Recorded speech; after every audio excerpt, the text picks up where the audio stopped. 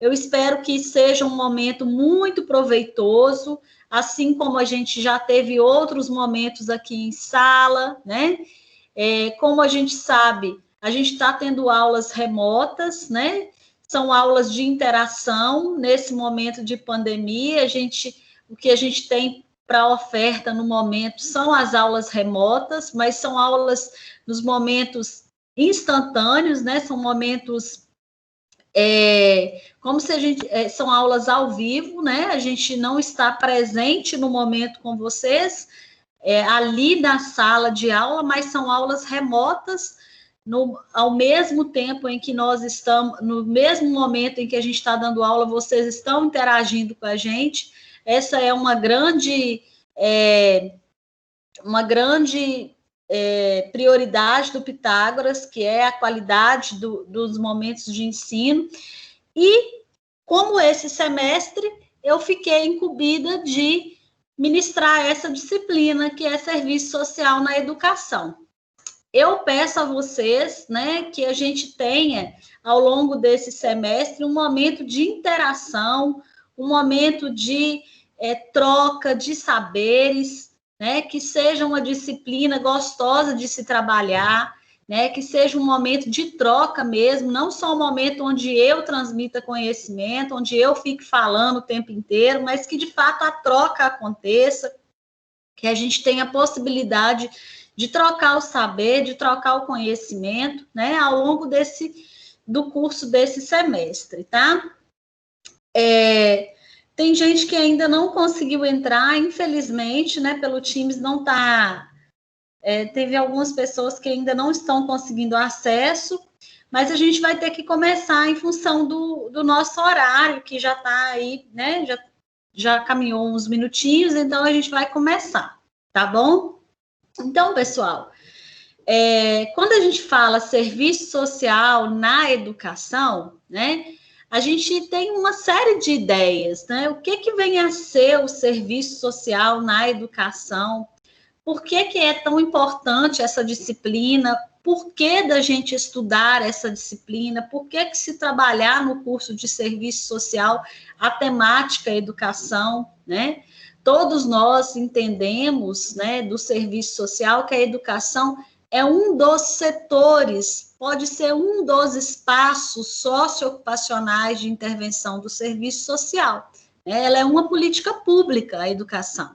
Então, é um dos espaços que nós podemos atuar, que nós podemos trabalhar, né? E a educação é um espaço, por ser um espaço que nós podemos trabalhar, é um espaço privilegiado de intervenção profissional, porque ele é um espaço em que nós podemos propor intervenções, podemos propor a possibilidade de reconstrução no objeto de intervenção nosso, que é a questão social. Então, é um espaço, né, para alguns novo, né, se tramita aí no Congresso, né, ainda não foi aprovado, né, tem muita gente que tem a dúvida aí se já é lei assistente social na educação, né, nós não temos ainda que é uma lei que tem que ter assistente social na educação. Nós, infelizmente, ainda não ganhamos essa causa, né? Mas tem aí um projeto de lei. Então, tanto assistentes sociais como psicólogos, né? Nas escolas públicas e privadas, há um projeto de lei que fala sobre a existência desses profissionais na educação, mas ainda estamos na luta dessa conquista, né? Entendendo, claro, a nossa importância desse profissional, da nossa intervenção nesse espaço que é tão conflituoso, de tantas múltiplas possibilidades de intervenções ali naquele espaço, né? Seja ele no âmbito público ou privado. Então, quando a gente fala em serviço social na educação, nós teremos várias questões para serem discutidas, várias. E hoje eu pensei da gente discutir algumas temáticas aqui na nossa aula, né? Eu não trouxe o texto que a gente vai trabalhar, eu fiz um apanhado de textos, né? Eu fiz uma uma leitura de vários textos, e aí fiz um apanhado, coloquei vários trechos aqui e montei uma aula para vocês, para a gente discutir hoje algumas questões, algumas nuances relacionadas à temática da educação. Então, o texto mesmo que nós vamos trabalhar, nós vamos começar a partir da próxima aula, tá? Até porque, como que eu ia trabalhar com vocês o texto, sendo que vocês nem têm o texto em mãos? Então, eu não quis fazer esse tipo de coisa, né? Pegar o texto, trazer o texto para você, já começar em cima do texto. Já começar em cima do texto. Pessoal, alguém desliga o mudo aí, fazendo favor, porque desliga não, né? Ativa o mudo. Para mim já está ativado de todo mundo. Deixa eu ativar aqui. Eu vou ativar. Não, o meu não estava ativado. Ativei. Só relembrando, essa aula está sendo gravada, né? Depois ela vai ficar disponível lá na página de vocês. Eu vou deixar lá no AVA, como a gente sempre deixa, como foi no semestre passado, a gente vai fazer isso. Agora, nesse semestre também, né? A gente vai estar deixando as aulas lá.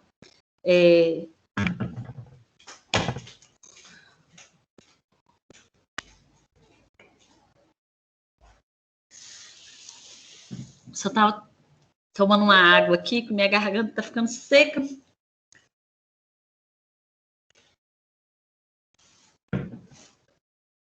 Então, como eu estava dizendo, nós vamos começar a trabalhar em cima do texto mesmo na próxima semana. Eu vou enviar o texto para vocês até o final de semana, no mais tardar até segunda-feira, eu envio o texto que a gente vai trabalhar, e hoje a gente vai discutir alguns pontos, algumas vertentes relacionadas à educação, à política de educação, e a essa política, né, a essa temática enquanto espaço de intervenção do assistente social. Então, nós vamos traçar hoje aqui na nossa aula alguns pontos, algumas questões que nós vamos debater, nós vamos refletir criticamente hoje aqui na nossa aula, tá?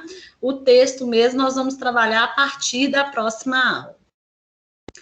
Com vocês, com o texto em mão, com vocês, com o texto em mãos, tá? Eu trouxe um pensamento para a gente começar a aula de uma ativista, uma moça, né, que tem hoje aí, tá com seus 23 anos, que eu acho que todos vocês conhecem. Eu acho que né, dentro do serviço social é inegável alguém não conhecer a Malala, né?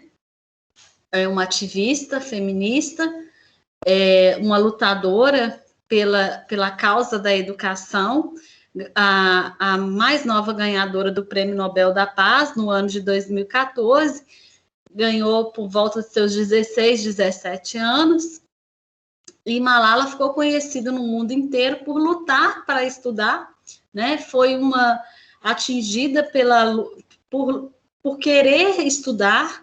Ela, uma paquistanesa, né, indo para a escola, foi atingida pelo grupo Talibã, um grupo terrorista Talibã, foi atingida por um fuzil, né, e depois disso ela ficou famosa no mundo inteiro, em função da sua luta pelo processo educacional, por querer estudar, por ser uma mulher, e no seu país ser tão difícil uma mulher estudar, né?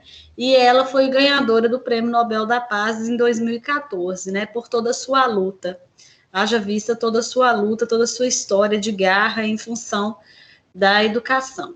Então, eu trouxe um pensamento, um trechinho de uma fala dela, que eu acho, assim, fantástica. Eu sou uma admiradora da história dessa mulher, dessa guerreira, dessa ativista, e acredito que ela representa a história da educação de uma forma brilhante, assim como tantas outras mulheres e homens que lutam pela educação no mundo inteiro, né?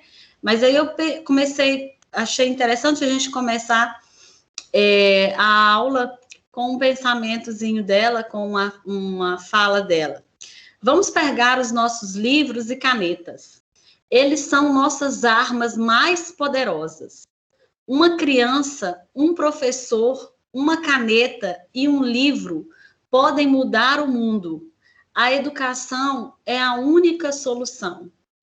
Em um tempo, pessoal, principalmente aqui no nosso país, que estão se trocando livro por armas, em um tempo onde a gente, né, tem um governo de Estado que está se taxando livros e lutando por uma política do armamento, né, nós temos uma fala tão poderosa que defende a educação como uma política de qualidade, de prioridade, né? Que defende que a educação é a arma mais poderosa, que a educação é o caminho mais viável para se conquistar a soberania, para se conquistar um espaço na sociedade. A educação, sim, é esse caminho. Nós precisamos entender, né? Nós precisamos entender que na sociedade capitalista que nós vivemos, na sociedade contemporânea, nesse projeto societário capitalista que nós vivemos e que nós somos atropelados, que nós somos cotidianamente esmagados por ele, essas ideologias dominantes, né, assolam a nossa vida todos os dias, de que o caminho mais fácil é o caminho do armamento, é o caminho da não educação, é o caminho das políticas sociais compensatórias, é o caminho das políticas paliativas. E aí, quando a gente tem uma fala como essa, a gente para um pouquinho e pensa o quanto a educação ela precisa ser levada a sério e ser tratada como um viés de prioridade pelo Estado brasileiro e por todas as políticas de Estado, né? Porque a educação, sim, ela é o caminho e ela é a arma mais poderosa para se combater qualquer projeto societário que defenda a luta de classes. E nós vivemos um projeto societário que menospreza o ser humano, que defende que defende a sociedade de classes e menospreza aquele que não tem, e menospreza aquele que é idoso, aquele que não produz mais, aquele que é criança, aquele que mora no morro, aquela que é violentamente agredida por seus maridos, por seus companheiros, né? Então, que menospreza aquele que sofre por ser homossexual, aquele que sofre por ser negro. Então, essas minorias, esses sujeitos que são menosprezados, que estão à margem da nossa sociedade, eles precisam e devem ser tratados com dignidade. E para ser tratados com dignidade, existe um caminho pleno para isso, que é o caminho da educação, né? Não é o caminho das políticas compensatórias. As políticas compensatórias são políticas que perpetuam a situação de pobreza, são políticas que perpetuam a dependência do ser humano, são políticas que não emancipam ninguém, são políticas que não promovem socialmente ninguém, que não vão promover socialmente ser humano nenhum, que não levam dignidade a ninguém. Agora, um sujeito educado é um sujeito consciente politicamente, é um sujeito que vota e escolhe, de fato, quem vai governar, quem vai fazer algo com benfeitorias, pensando no bem da nação, né? Um sujeito educado, quando eu digo educado, eu digo no sentido da palavra educação, no sentido político, é aquele que vai prezar pelo Estado de direitos, é aquele que vai lutar por sua cidadania, é aquele que vai escolher os seus governantes pensando não no prato de comida do hoje, mas pensando no lápis, na caneta do seu filho amanhã, pensando numa vaga numa escola pública amanhã, pensando num banco de faculdade amanhã, né? é não pensando no cartão que eu tenho hoje para eu receber uma política paliativa pequena e grotesca de migalhas que o Estado joga para mim hoje, né? Então, a política de educação, ela é uma política que ela pensa no presente, mas ela pensa no futuro, né? Ela vangloria aquilo que não é só o imediato, ela é a longo prazo, né? E aí eu volto mais uma vez a essa questão da Malala, né? E para os tempos que a gente está vivendo, que são tempos tão desumanos, são tempos tão injustos e são tempos tão contraditórios, principalmente na contemporaneidade do sistema social brasileiro, tão contraditórios, porque uma sociedade tão violenta que tenta combater a violência com mais armas, uma sociedade tão violenta que tenta combater a violência com o armamento, né? É dando um tiro na cabeça do outro que eu vou prevenir a violência, que eu vou acabar com a violência, né? É dando arma na mão de uma família que eu vou conseguir combater a violência no nosso país. É taxando livros, como o então ministro da Economia, né, que nós temos no nosso país, está taxando livros, né? E isso é uma das coisas tão absurdas, uma das coisas mais absurdas que a gente tem nos últimos tempos no nosso país, né? Um ministro da Economia taxar livros, como que a gente chega a um patamar desse no nosso país? Isso é a clara imagem de um país que não quer ver o seu povo educado, que não quer ver o seu povo crescendo politicamente, porque a gente só cresce com consciência política se a gente tem educação, e esse caminho é pelo meio dos livros, é por meio do conhecimento. Se a gente não tem esse viés, se a gente não tem esse caminho, isso não acontece. Essa é a arma mais poderosa. A gente está falando disso aqui da ativista, uma menina de 16 anos falou isso. Será possível que a gente tem que chegar a ponto de morrer mais e mais pessoas para a gente pensar ainda numa política de armamento, ao invés de uma política de educação séria, eficaz, que combata essas crises violentas que nós vivemos no nosso país, né? Essas crises, essa barbárie que a gente enfrenta cotidianamente, né? Então, são coisas para a gente pensar, são coisas para a gente refletir, né? São coisas para a gente entender e refletir criticamente, porque não dá para a gente conceber, enquanto pessoas do serviço social, enquanto estudantes do serviço social, enquanto estagiários, enquanto atuantes, enquanto assistentes sociais, a gente não pode conceber ideias como essas, de entender que a educação, ela não é prioridade, a educação tem que ser prioridade, e a educação, ela leva a dignidade humana. A educação, ela conduz a cidadania, ela é carro-chefe de cidadania. Programas sociais, ele não pode ser carro-chefe de política de Estado nenhum. Eles são programas complementares. Eles vêm para complementar. O que tem que ser carro-chefe é uma política educacional, porque ela sim gera a consciência do sujeito, ela sim gera a dignidade do sujeito, ela sim promove socialmente o sujeito em sua plenitude, né? Porque o sujeito, ele não vai ser promovido só porque ele tem comida na mesa, não. Isso aí é o básico, isso é dignidade básica, isso é sobrevivência, né? Agora, a gente precisa de uma política que contemple o sujeito enquanto ser social que tem uma consciência e que precisa dessa consciência para se portar numa sociedade.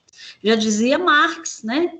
Não é a consciência do homem que determina o seu ser, mas é o seu ser social que determina a sua consciência. Então, como não é a consciência do homem que determina o seu ser, mas é o seu ser social que determina a sua consciência. É a forma como eu me posto nessa sociedade, é a forma como eu me comporto nessa sociedade que determina o tipo de consciência que eu tenho. É a forma como eu voto, é a forma como eu interajo com o meu vizinho, é a forma como eu estudo, é a forma como eu lido com as questões políticas, é a forma como eu atravesso a rua, é a forma como eu jogo um papel no chão, é a forma como eu lido com a criança e o adolescente, é a forma como eu lido com o idoso, é a forma como eu lido com a sociedade de um modo geral, com a comunidade, é que vai determinar que tipo de consciência eu tenho. É a forma como eu sou como ser social que fala que tipo de consciência que eu tenho. Só que para ter essa consciência, eu preciso ser educado politicamente. E para ser educado politicamente, eu preciso passar por um processo educacional. Eu preciso passar pela educação. Né? E não essa educação formal, essa educação de beabá, simplesmente que o menino vai para a escola e ele odeia estar na escola. Nós vamos falar sobre isso.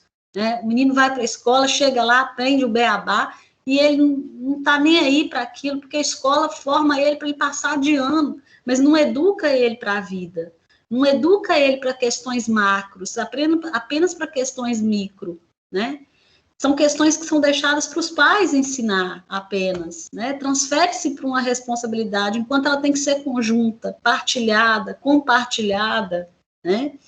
E tem questões também que não são só na escola que serão aprendidas, são através do Estado também, através da família, através da igreja, através do conjunto que compõe aquele ser social. Então, é uma questão muito complexa quando a gente fala de educação, né? A educação, ela é tudo na vida de um ser social. Ela o monta, ela define a sua consciência. Então, ela é fundamental. E ela não pode ser trocada por qualquer coisa, não. Ela não pode ser trocada por qualquer politicagem, por qualquer programinha social, ou por qualquer promessa de governo, né? Ela tem que ser levada como uma política macro, como uma política digna, como uma política que de fato vai trazer impacto para a cidadania daquele sujeito, que vai de fato transformar socialmente, promover socialmente aquele cidadão, né? Então eu resolvi começar a aula com essa postagem da Malala. Só um minutinho, gente, tomando água.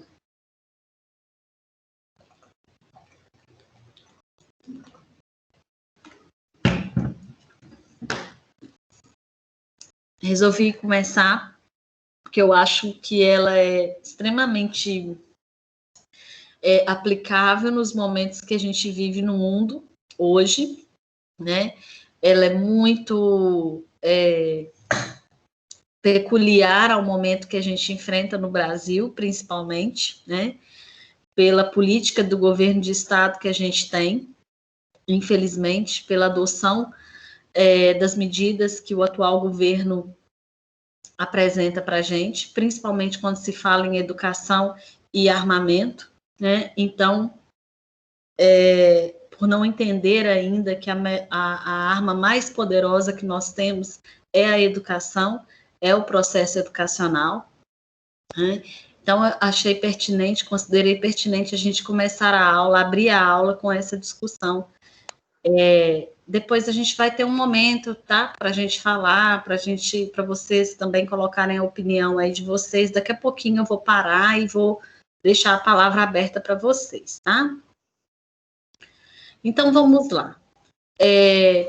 Coloquei algumas informações, alguns debates que nós teremos aqui na noite de hoje. Faltou uma aqui, educação formal. Nós vamos falar o que é essa educação formal, né? O que ela fala, o que ela dita, o que ela prega, o que vem a ser essa educação formal.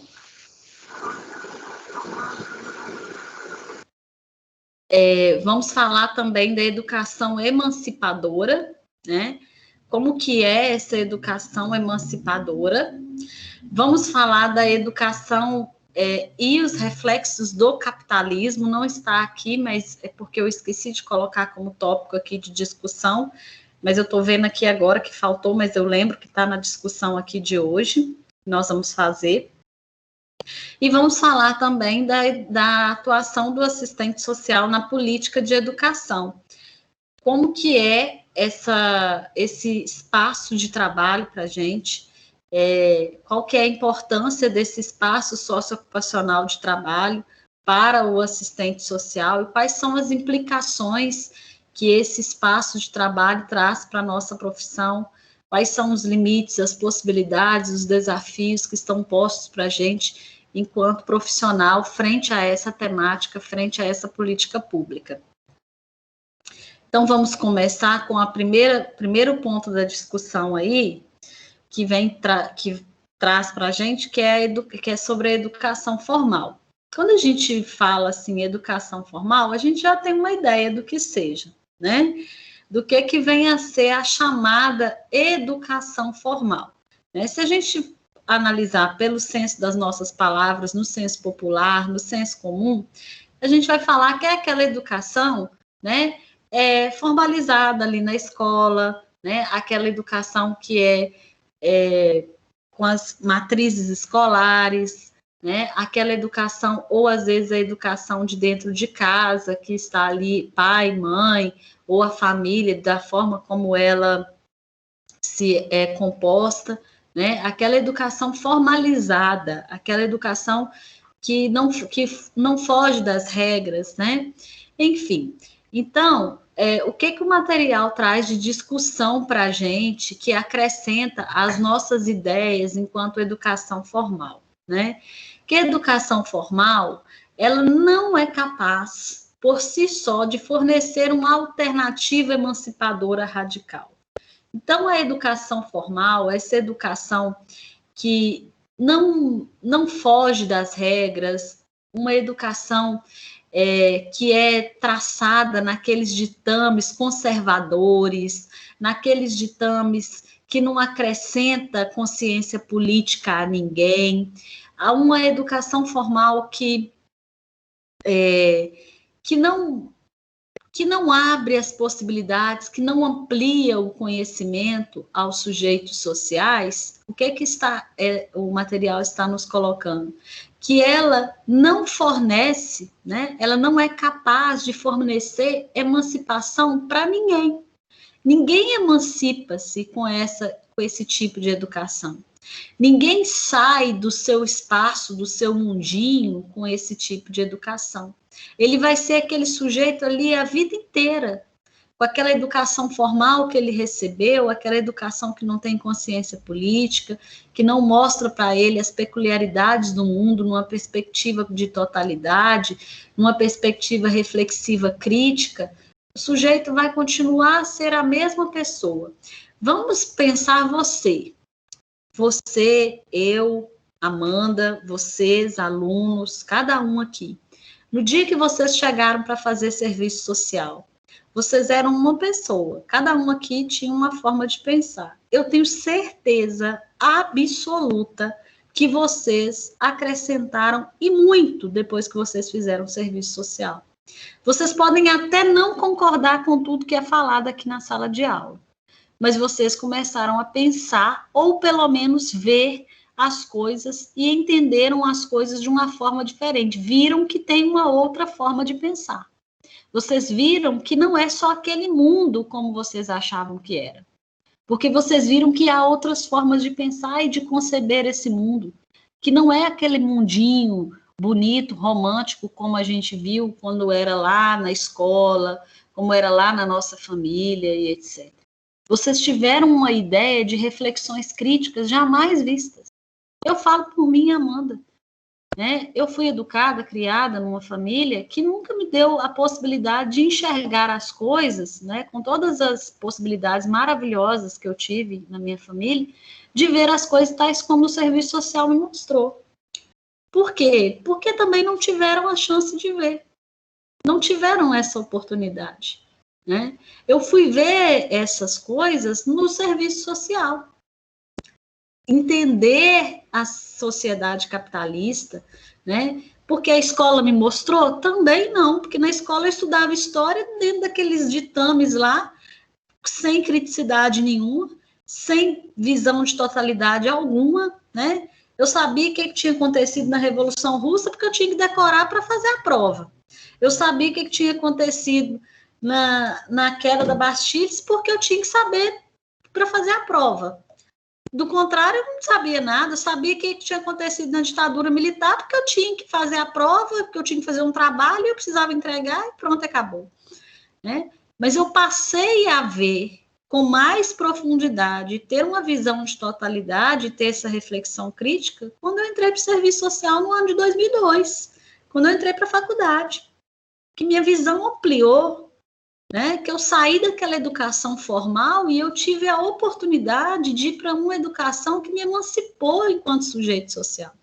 Me deu possibilidade de crescer, né, de ter uma visão crítica e reflexiva que jamais eu tive anteriormente. Né? Então, essa é a possibilidade que a educação ela pode nos fornecer. Mas é só a escola que pode nos fornecer isso? Não estou falando que é só a escola, nem que é só a faculdade. O próprio Estado, por meio das suas políticas públicas, ele pode fornecer isso. Até o assistente social, com sua orientação com o sujeito, ele pode fornecer isso para o sujeito. Né? O processo educacional, ele é um processo, antes de mais nada, político. Político. Né? Então, quando a gente está falando aqui da educação formal, ela é uma das funções principais da educação, uma das funções principais da educação formal nas nossas sociedades é produzir o quê? O consenso, é produzir o quê? Conformidade. Quanto for capaz, a partir de dentro e por meio dos seus próprios limites institucionalizados e legalmente sancionados. Ou seja, nasceu assim, vai morrer assim, jamais vai mudar. A pessoa não sai daquele mundo, ela se conforma com aquele espaço, com aquele momento, com aquele processo. E ela não tem a capacidade de vislumbrar mudanças, porque ela não foi educada para isso. Ela não foi estimulada a isso. Isso a educação formal faz.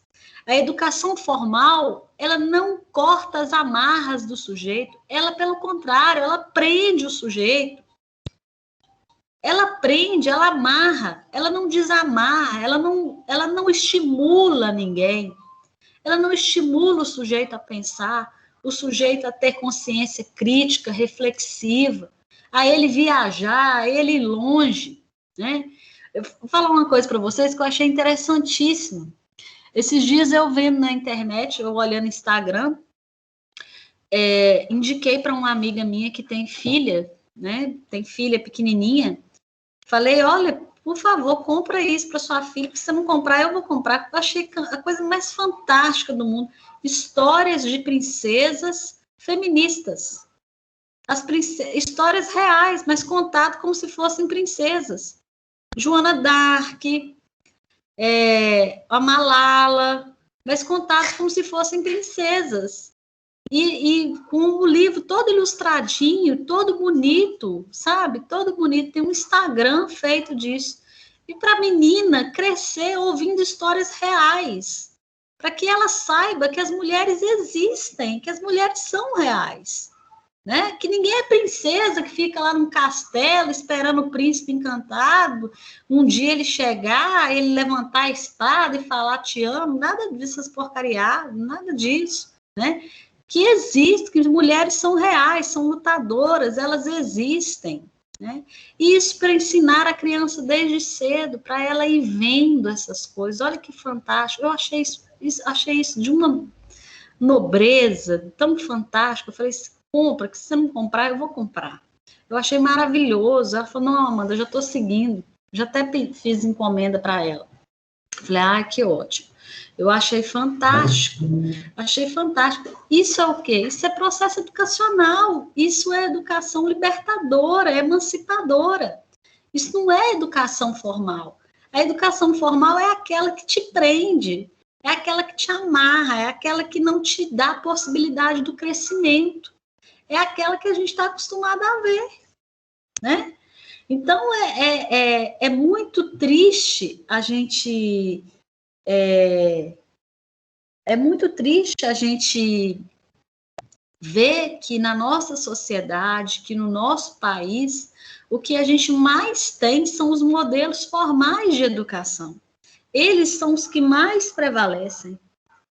Eles são os que mais tomam conta, eles são os que mais ditam regras e o que mais absorvem as nossas crianças, nossos adolescentes, nossos adultos, enfim, né? Eles são os que mais têm espaço na mídia, nos canais de comunicação, da televisão, do rádio, né?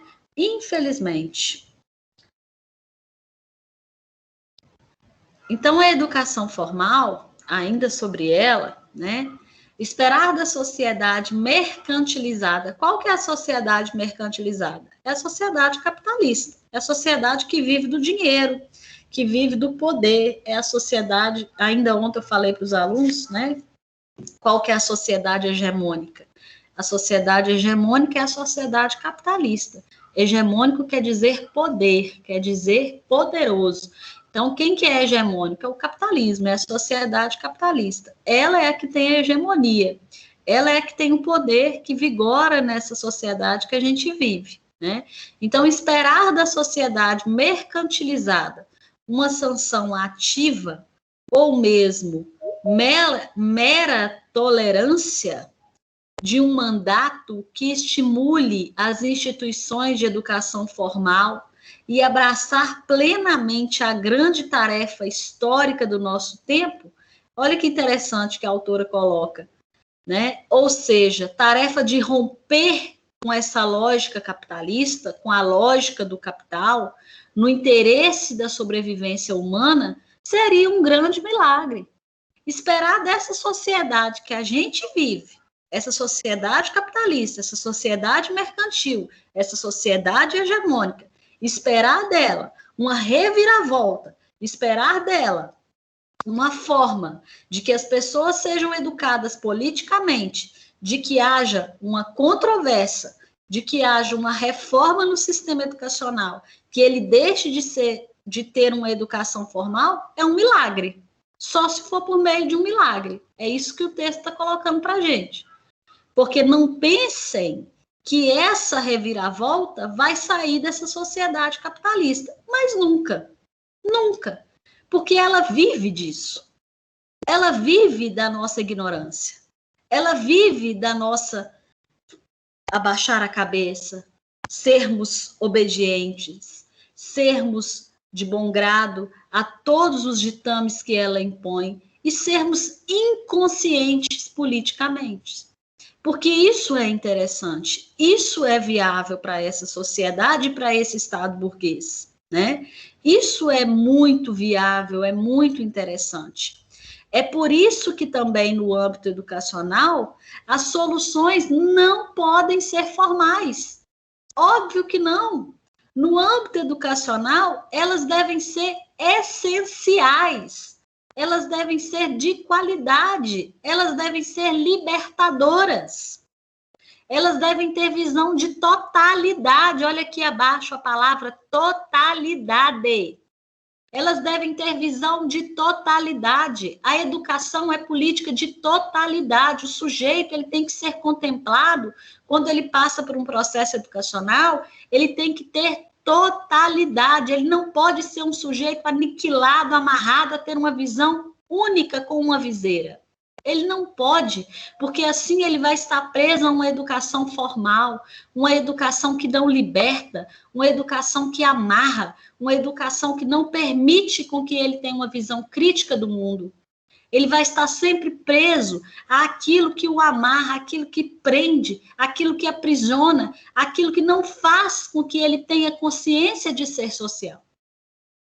E isso é muito grave para a sociedade que nós vivemos. Porque essa sociedade, para ela, é interessantíssimo que a gente seja ser social alienado, ser social acríticos, apolíticos, com mera consciência política, com mera criticidade. Por quê? Porque é interessante, porque cada vez mais nós vamos alimentar o discurso burguês, cada vez mais nós vamos alimentar o discurso do Estado burguês. Aí nós vamos falar, põe a arma na mão da população mesmo, gente, vai acabar com a violência pondo a arma na mão do bandido, da família, porque a família mata o bandido.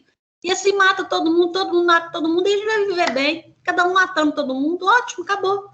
Aí um dia morre todo mundo, acabou esse mundo. Olha que discurso maravilhoso do senso popular, ideologicamente burguês. Chulo, imprestável, sem consciência educacional política nenhuma. Esse é um discurso burguês. Esse é um discurso que um proletariado jamais poderia fazer. Jamais poderia defender. Tem proletariado aí defendendo a reforma da Previdência, que vai fazer ele trabalhar mais 50 anos. E ele defendeu. E até hoje bate no peito falando que foi ótimo. Que foi maravilhoso. Que está sendo maravilhoso. E está defendendo. Por que ele está defendendo isso? Porque ele não tem consciência educacional política. Porque falta para ele uma educação que o liberte. Porque falta para ele uma educação emancipadora. Porque ele está preso numa educação formal. Porque ele jamais teve uma educação emancipadora. Jamais. Ele foi educado na educação formal. Ele saiu igual soldado de chumbo, um atrás do outro, repetindo tudo que o outro fala. Ele jamais teve a possibilidade de ouvir reflexões críticas, de ouvir coisas que nós aqui debatemos enquanto sujeitos sociais, enquanto pessoas do serviço social estamos falando todos os dias. Eu fico pensando, talvez se essas pessoas tivessem a possibilidade de ouvir um terço do que a gente fala, será que seria um pouco diferente? Mas eu acho que ainda assim seria difícil, porque mesmo ouvindo, mesmo refletindo criticamente, há discordâncias, porque existe o processo de liberdade, todo mundo tem o direito de discordar, né? Todo mundo tem o direito. Mas nós também temos que ter o processo educacional, estar abertos ao processo educacional, para que assim a gente esteja aberto a ter consciência política, né? Porque a gente não nasce consciente politicamente. A gente aprende ter consciência política, né? Isso é um processo educacional. O ser social, ele é moldado para ter a consciência política, né? Aquela consciência que é determinada pelo ser social, ela é moldada pela vida, né? Ela não nasce com ela, já dizia Marx. Ela é aprendida ao longo da sua história, ao longo da sua vivência, né? Do passar dos anos, ao longo da sua história. E aí a gente pensa, eu trouxe aí um quadrinho, né, no slide para a gente pensar quais seriam os exemplos que nós temos de educação formal. Quais seriam os exemplos que a gente tem? Alguém gostaria de falar? Um exemplo de educação formal? Porque a gente conversou até aqui sobre educação formal. O que seria a educação formal? O que seria um exemplo de educação formal? Alguém gostaria de falar? Pode falar, gente. Nós estamos nesse momento agora do debate, tá? Pode falar, fiquem à vontade. O ensino médio e o ensino fundamental seriam um exemplo de escola pública? Quem está falando? É a Radassa. Radassa. Ei, Radassa, tá joia? Boa noite, tudo bem? Boa noite. Da forma como ele é colocado, sim, né, Radassa? Seria um belo exemplo. Porque da forma como ele é colocado, sem apresentar reflexões críticas para os sujeitos, com o passar apenas do fundamental, médio, né?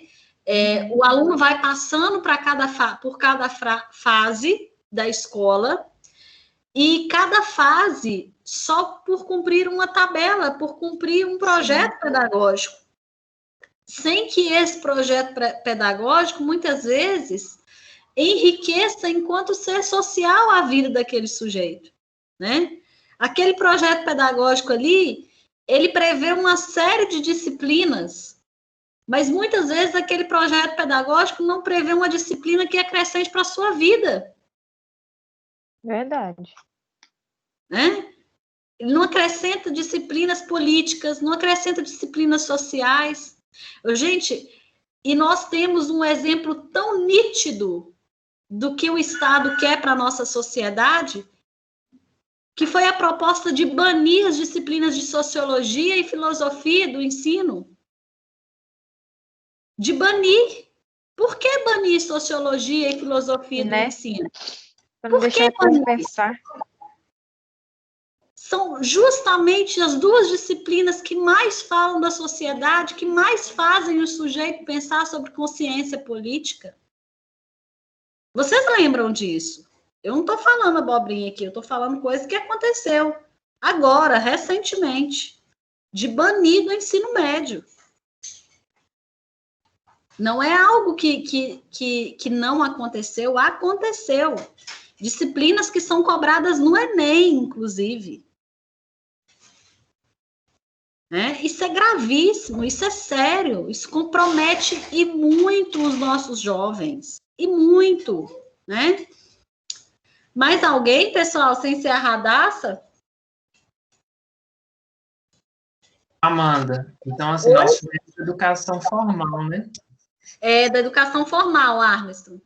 Pois é, nós tivemos educação formal, a gente fica pensando agora, você falando, né, o que é, aí a gente fica pensando, refletindo aqui, como que era, como que é verdade mesmo, né? A gente tinha que ficar naquele mundinho, estudando só o que passava mesmo, sem o professor colocar a gente para pensar fora, né? Fora da casinha, pensar fora da nossa caixinha, do nosso mundo. Verdade, verdade. Não vislumbrava outras questões, né? Passava aquilo e a gente tinha que acreditar naquilo. Exatamente. E além de ter esse universo fechado, não tinha nem opções de vocês terem escolhas, né? Da gente ter escolhas, né? A gente tinha aquilo ali, principalmente quem vem do público. Eu, pelo menos, sou egressa de escola pública. Eu só estudei em escola particular quando eu fui para a faculdade. Eu nunca estudei em escola particular, né? Eu, pelo menos, sou aluna de escola pública a vida inteira. Eu nunca estudei em escola particular, né? Quem é de escola pública é ainda mais trabalhoso, ainda mais dificultoso, foi mais dificultoso ainda com relação a isso, né? Mas em escola particular também a educação é formal, né? Também, formal também. Quando a gente fala esse modelo de educação formal, a gente não tá restringindo apenas a escola pública, não. A gente está colocando que esse modelo, ele abarca tanto o ensino público quanto o ensino privado. Ele acontece nas duas modalidades, né? É esse modelo que não permite o sujeito avançar, que não permite o sujeito ter criticidade, ele ir além, ele ter uma visão de totalidade, né?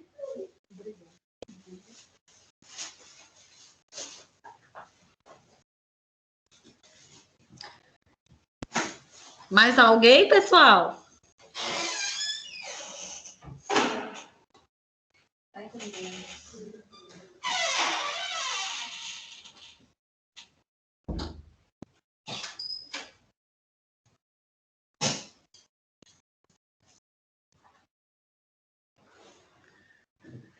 Mais alguém, pessoal, queira comentar sobre a educação formal, sobre tudo isso que a gente falou até aqui?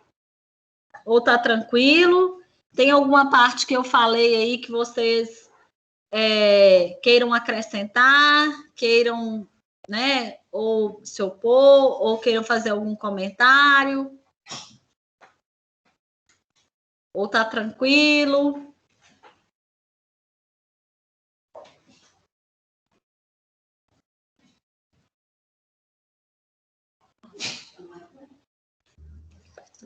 Por mim tá tranquilo, Thiago. Tranquilo? Então tá. Então nós vamos prosseguir, então, com os demais slides, nós vamos passar adiante. Até aqui, então, nós falamos, né, do modelo de educação formal, o quanto ele implica na formação do sujeito, né, o quanto ele implica na consciência de classe e o quanto ele é favorável ao sistema capitalista, né? Porque ele corrobora aí muito para a manutenção do sistema capitalista. Ele é determinante para a manutenção do sistema capitalista, né? Ele contribui sobremaneira para que esse sistema, cada vez mais, ele cresça a sua hegemonia na sociedade e ele se sustente nessa sociedade. Inclusive, aliene cada vez mais os sujeitos sociais. E é muito triste a gente ver que nós, classe trabalhadora, muitas vezes levamos o discurso da burguesia à frente, né? Levamos o discurso da burguesia nas nossas falas, nos nossos gestos, nas nossas defesas, e isso é horrível, isso é desastroso para a nossa sociedade, isso é desastroso para a nossa cidadania, porque quando a gente faz isso, a gente enfraquece a nossa classe trabalhadora, a gente enfraquece a nossa luta com relação à nossa cidadania, a gente enfraquece a nossa luta por democracia e por dias melhores, né? Então, isso é extremamente sério e grave, né? Então, nós vamos passar adiante, até então nós falamos sobre esses pontos de educação formal, suas implicações com o sistema capitalista e seus entraves com relação à formação do ser social e de sua consciência política. Então, a partir de agora, a gente já vai passar por um outro tipo de educação. Aquela educação que é o oposto da educação formal.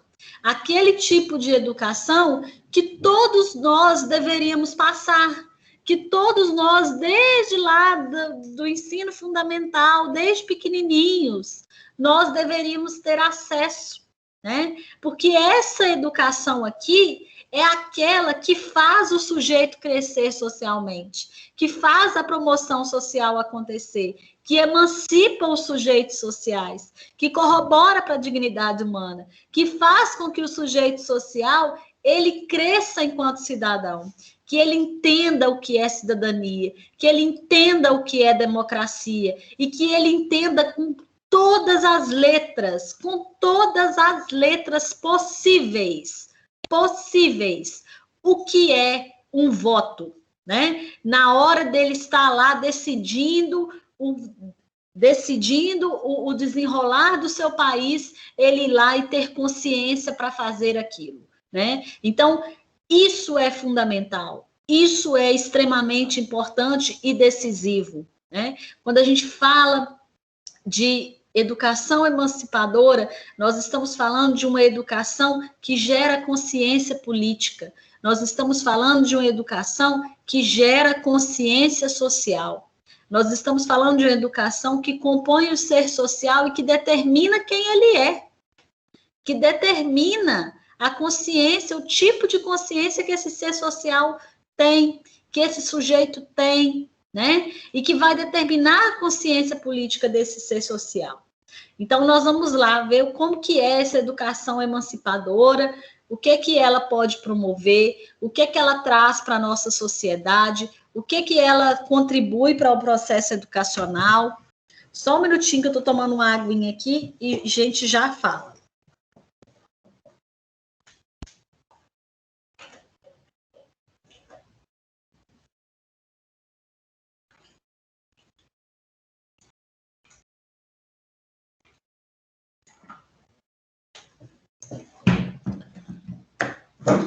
Então, vamos lá.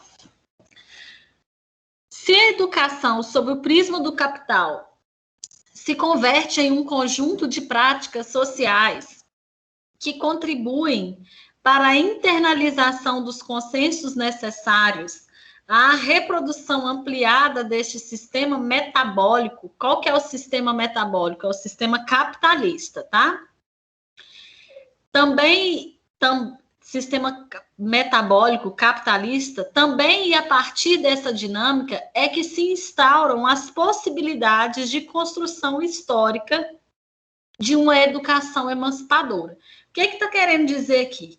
Se, por um lado, a educação sobre o prisma, né, sobre a vertente, sobre o ideário do capital, ela se converte em uma prática, né, que é necessária a reprodução capitalista, né? Se a educação, por um lado, ela pode ser convertida a favor do capital, por um outro lado, a educação ela também tem possibilidades históricas de emancipar o sujeito.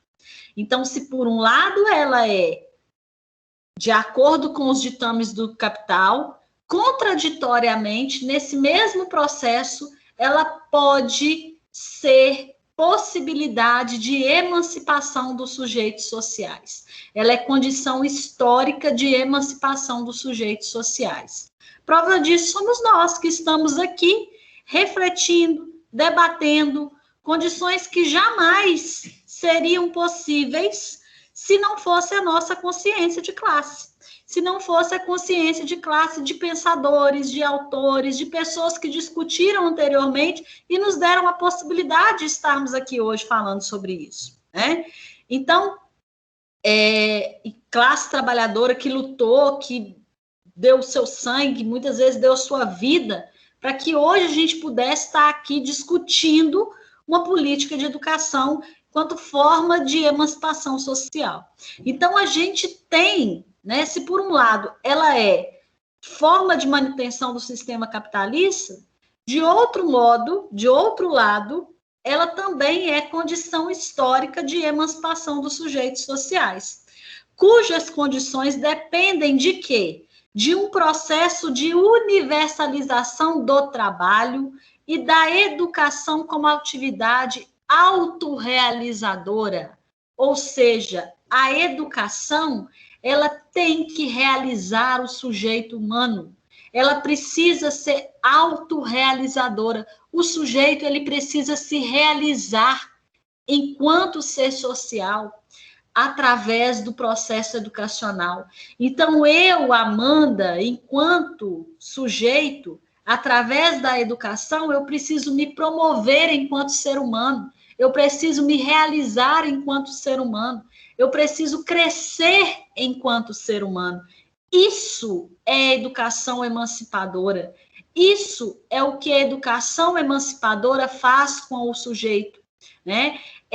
Isso é o resultado de uma educação que emancipa sujeitos sociais. Ela autorrealiza os sujeitos. Isso é importantíssimo, gente. Isso é belíssimo, é maravilhoso. Imagina quantas pessoas já não se realizaram através do processo educacional. Quantas pessoas... E quando eu digo isso, eu não digo só porque pegaram o canudo no final da formatura e formaram, não. E vocês estão, os meninos do oitavo, né? Estão num momento maravilhoso, chegando no final da caminhada, estão prestes a fazer isso, estão até emocionados, e a gente vai se emocionar muito nesse dia, né?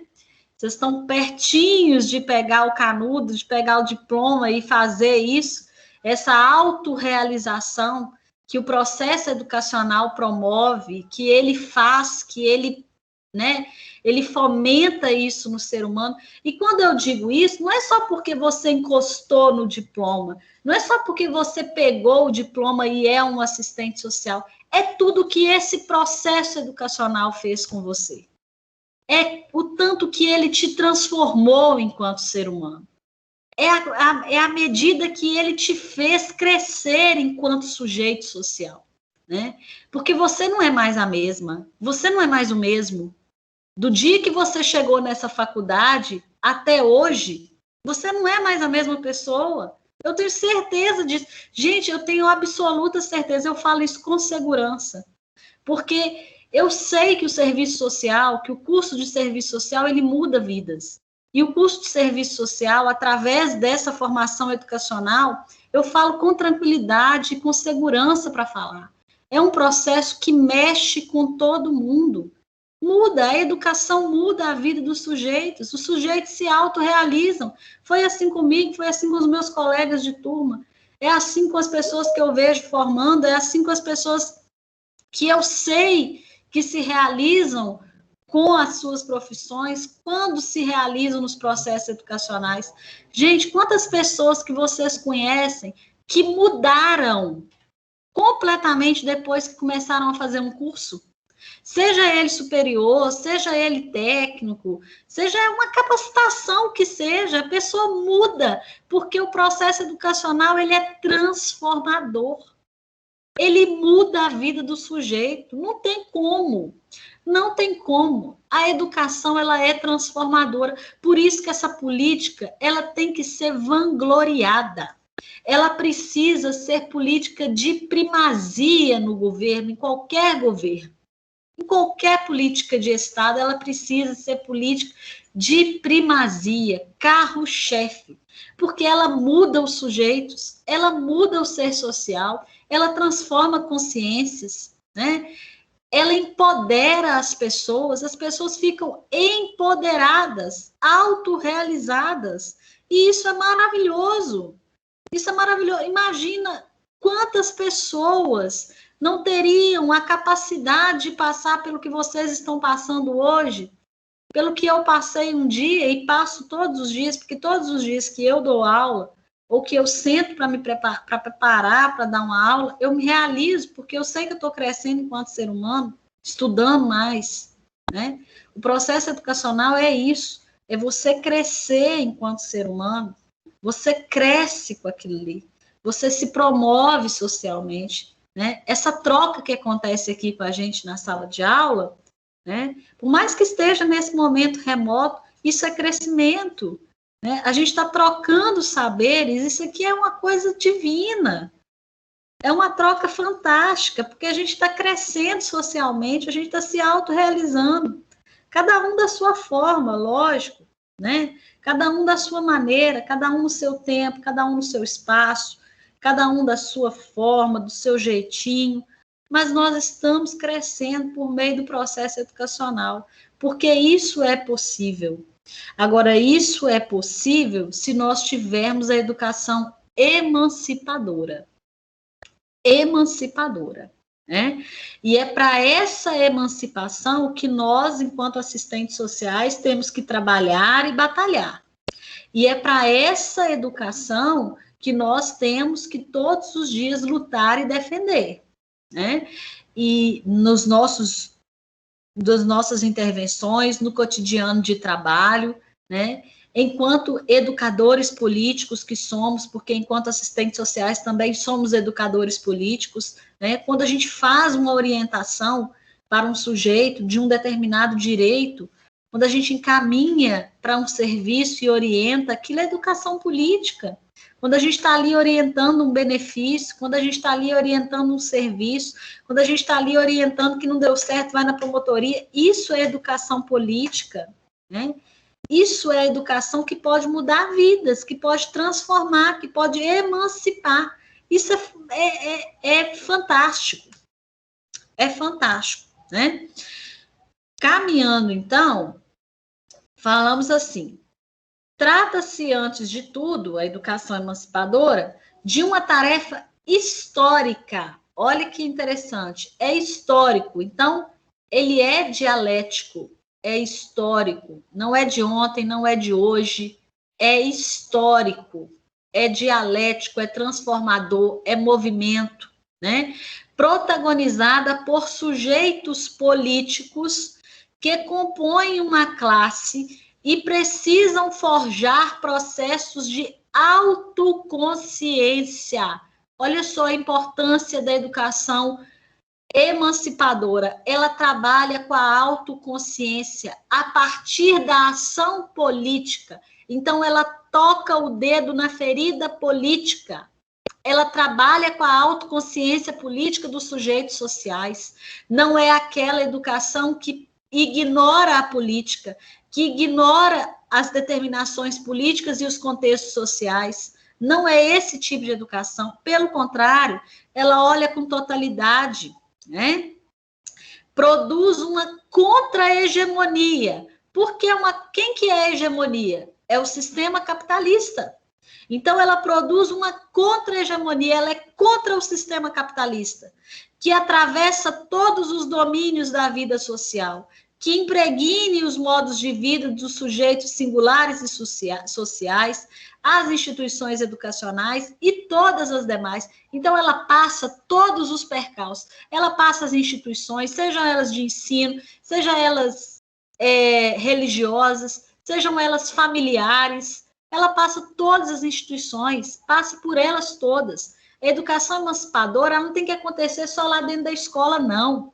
Dentro da faculdade, não. Ela tem que acontecer na igreja, ela tem que acontecer na família, ela tem que acontecer em todas as instituições que nós cidadãos, vivemos, que nós temos na sociedade, né? E ela é contra quem? Ela é contra o sistema capitalista. É bingo. Ela é contra aquele que nos quer de mal a pior. Ela é contra a hegemonia. Ela é contra a hegemonia dos ditames do capital. Ela é contra esse sistema que diverge as classes sociais. Então, ela não aprisiona, ela não amarra.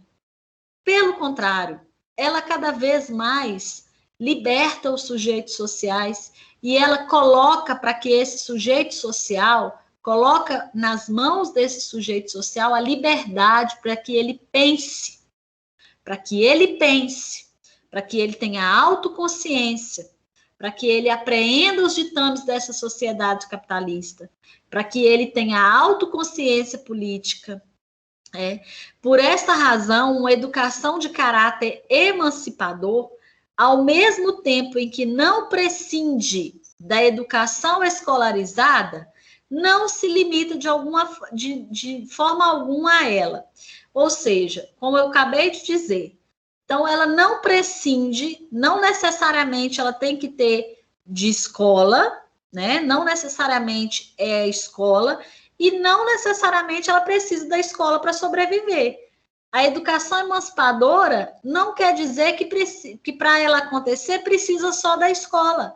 A educação emancipadora, ela pode estar no atendimento do assistente social, ela pode estar na família, ela pode estar nas instituições religiosas, ela pode estar nas instituições familiares, nas famílias, ela pode estar nas comunidades, ela pode estar em todos os lugares onde tem cidadão.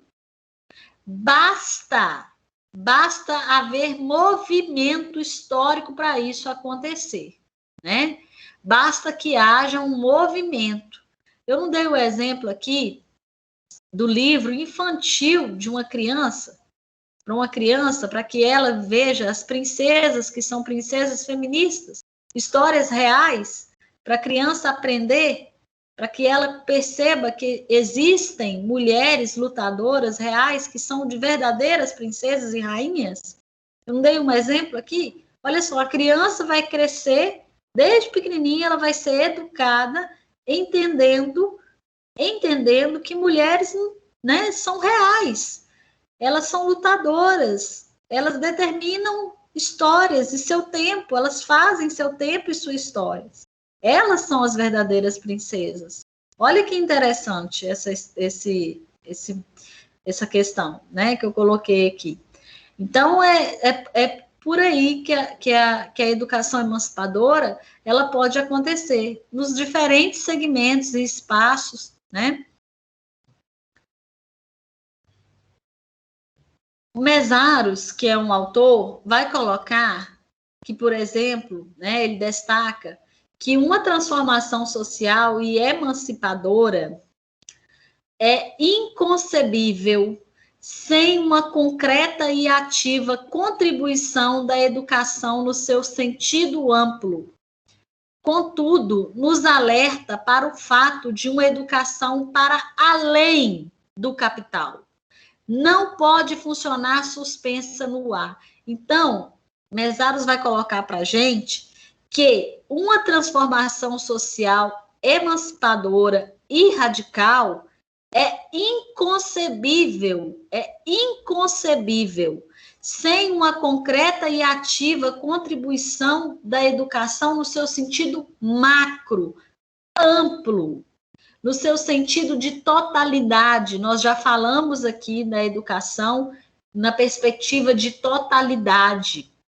Pensar a educação não só nos ditames das regras lá do ensino formal, né? De cumprir currículo, de cumprir matérias, de cumprir aquilo que o aluno tem que fazer para passar de ano, né? Tem que se pensar visões de mundo, tem que se pensar visões além, visões macro, visões que abarcam a totalidade, para que a pessoa, para que o sujeito social, ele tenha visões críticas, reflexivas, né?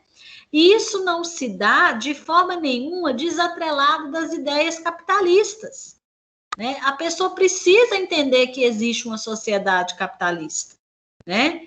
Ela precisa entender que ela vive nesse contexto. Eu lembro quando eu estava no ensino médio, eu fiz um trabalho uma vez sobre o sistema capitalista. E eu achei que o sistema capitalista era maravilhoso, porque a professora deu uma aula sobre o sistema capitalista, falando sobre os Yankees, os Estados Unidos, e fez um desenho no quadro do tio Patinhas e colocou várias notinhas de dinheiro. Eu não esqueço disso. E mandou que a gente fizesse um trabalho sobre isso. E eu fiz um cartaz depois, eu e meu grupo. E eu achei que o sistema capitalista era um sistema maravilhoso, que era aquilo que a gente tinha que viver mesmo. E essa visão eu carreguei até a faculdade. Eu nunca tive uma visão além dessa, até o dia que eu cheguei para fazer serviço social. Porque, para mim, o sistema capitalista era o sistema que girava o mundo, que fazia a economia girar, que gerava empregos, que gerava dólar, real, que fazia com que a gente comprasse as coisas. Era só isso. Era o sistema que gerava dinheiro e emprego para todo mundo. Eu não tinha ideia do que era esse sistema. Não sabia bulhufas de nada. Só fui ter ideia disso quando eu cheguei na faculdade, que eu fui saber o que era um sistema capitalista, o que era um projeto societário capitalista. Nunca tinha ouvido falar de divisão de classes, nunca tinha ouvido falar. Nunca tive a ideia de que essa divisão de classes era o grande sustento e a base desse sistema capitalista. Então, assim, onde que estava a visão de totalidade de quem um dia passou essa matéria para os alunos do ensino médio, né? Onde que estava isso? E quantos alunos mais estão ouvindo dessa forma, né? E vão sair ouvindo dessa forma, e jamais vão ter a possibilidade de entender da forma como a gente entende, da forma como a gente enxerga hoje, como a gente percebeu hoje, né? Quantos mais vão ter a possibilidade de ver isso? Não sei, né? Talvez ninguém, talvez pouquíssimos, raros, né? Então, isso é muito sério, complexo. Por quê? Porque essa educação emancipadora é uma educação que possibilita ao sujeito social enxergar politicamente, coisa que eu jamais fiz antes de chegar na faculdade. Jamais fiz. Porque, para mim, política era eleger deputado, eleger prefeito, eleger governador, eleger vereador, era eleger quem me representa, quem me representasse. Para mim, política era isso, era votar lá em outubro, mais nada. Não tinha visão política. Para mim, política era eleger as pessoas, não, nada mais do que isso, era um voto. Não tinha noção, né? Então, e quantas pessoas têm essa visão de política, né? Quantas que nós conhecemos têm essa visão? E vão continuar tendo essa visão, né?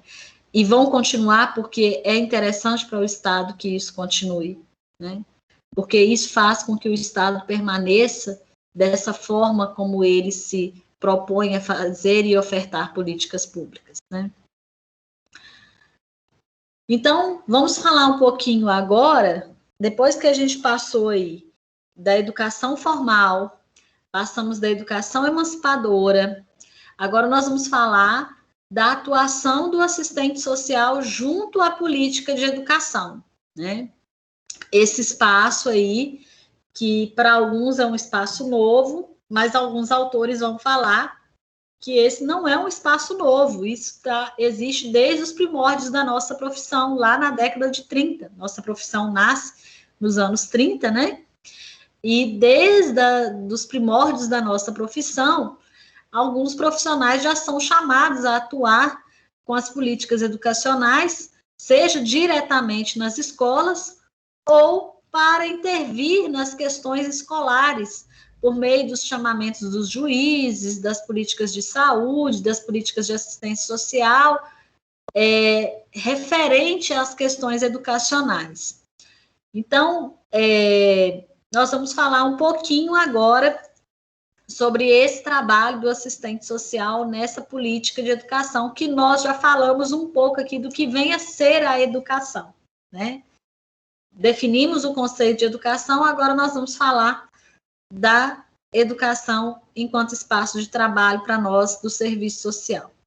Então, existem situações reais que têm revelado a necessidade de intervenção do assistente social frente à política de educação. E aí a gente já imagina quais são essas situações, né, pessoal? Infinitas situações, né? Situações essas que se expressam na questão social, né? Nas múltiplas expressões da desigualdade social, como já dizia Yamamoto, né? Objeto de trabalho nosso de intervenção profissional, matéria-prima de trabalho do assistente social, né? Então, a necessidade de atuação dos assistentes sociais no ensino, ou seja, numa área específica da política educacional, surge em função disso, né? Essas situações, resgatando a perspectiva de abordagem que norteia esta reflexão, podem ser compreendidas a partir de expressões da questão social, que é isso que a gente falou aqui, que é o nosso objeto de trabalho profissional.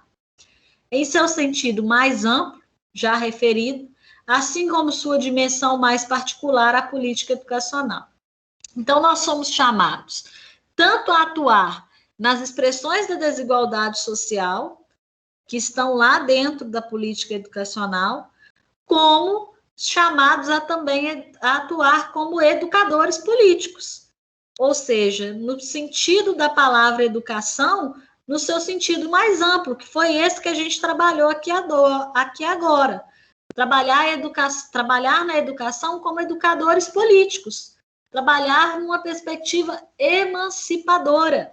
Então, ora nós seremos chamados a atuar lá na política de educação mesmo, lá nas expressões da desigualdade social, enquanto assistentes sociais, frente a essas expressões, frente à questão social, ora nós seremos chamados a atuar na educação no seu sentido mais amplo, ou seja, a atuar como pessoas, como educadores políticos, como profissionais com educadores políticos, né?